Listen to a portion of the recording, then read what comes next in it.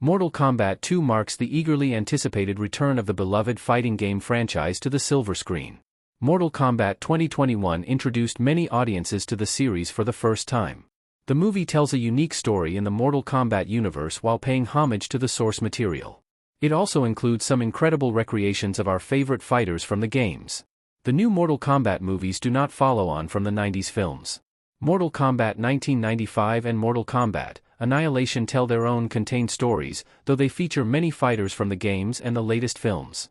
There was a lot of hype for Mortal Kombat 2's release, following an aggressive marketing campaign with several slick trailers. At the time of writing, Mortal Kombat 2 seems to have delivered on those high expectations, boasting an impressive reception from moviegoers. The cast is superb, made even stronger by the wildly charismatic Karl Urban as Johnny Cage. Urban adds a lot of humor to the story alongside Josh Lawson, who reprises his role as Kano. The movie also has plenty of moving parts with such a massive cast, all vying for their turn in the spotlight.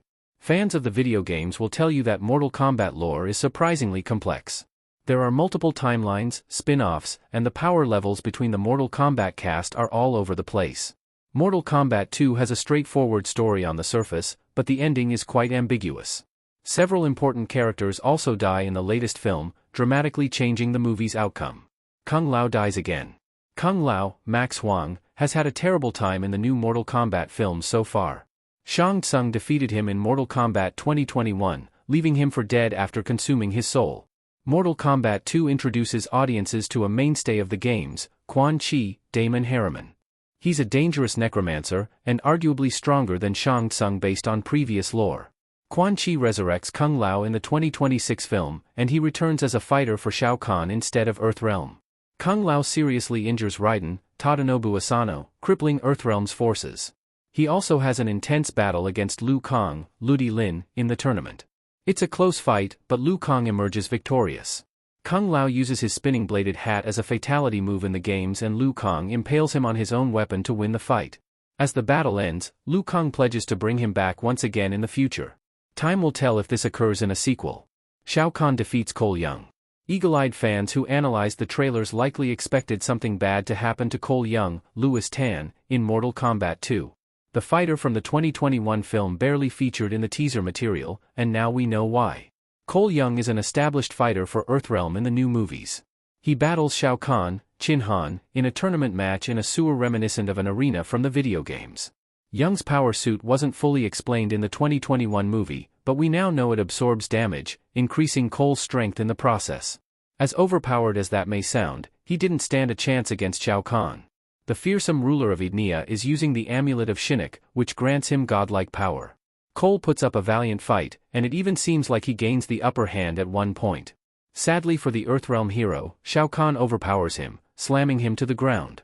He deals a killing blow by crushing his head with his mighty war hammer. Death may not be final in the Mortal Kombat universe, but it's hard to see how Cole comes back from such a brutal end.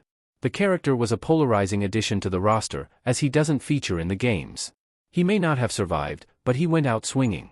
Sonya beats Sindel. Mortal Kombat 2 introduces another character from the games and the Mortal Kombat Annihilation movie into the story.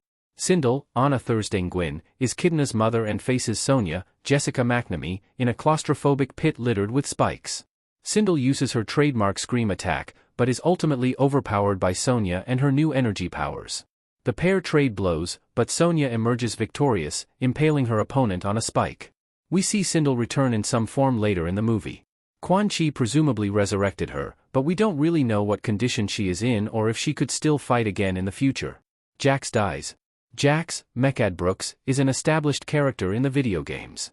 He is a main character in Mortal Kombat Annihilation and the 2021 film.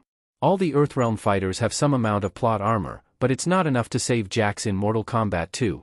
Our heroes plan a daring raid to steal the Amulet of Shinnok from a secure hold in Ednea. It's enclosed in a cage so strong that even Liu Kang cannot free it. Shao Kahn arrives to protect the trinket and battles Liu Kang and Sonya.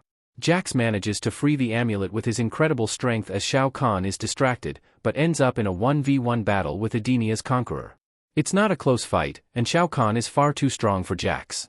Kahn defeats Jax by skewering him through the throat with the hilt of his hammer. Scorpion defeats Bi-Han once again. Scorpion, or Hanzo Hasashi, Hiroyuki Sanada, returns in Mortal Kombat 2, although he is unwilling to help our heroes when we first see him. Raiden sends Johnny Cage and Kano to meet him, as he can guide them through the Netherrealm to retrieve the amulet of Shinnok. Kano tells Scorpion that Sub-Zero is back, prompting him to take action. Bi-Han takes an entirely different form from the 2021 film this time around. He's no longer Sub-Zero, as we previously saw him, and instead returns as Noob Saibot. Fans of the games will likely be elated by his inclusion, although his appearance isn't nearly as dramatic as some would prefer. The credits explicitly call the character Bi-Han, with no mention of Noob Saibot, so he will likely remain as a nod to fans of the games and little else. The battle in the Netherrealm is one of the movie's climactic scenes. The stakes are high as our heroes try to retrieve the amulet from Bi-Han. Scorpion ultimately gets the upper hand in their battle and slices him in half from top to bottom. It's a satisfyingly gory kill, although death seems more like an inconvenience to Bi-Han, and we will likely see him return in the future. Liu Kang's fate is unclear.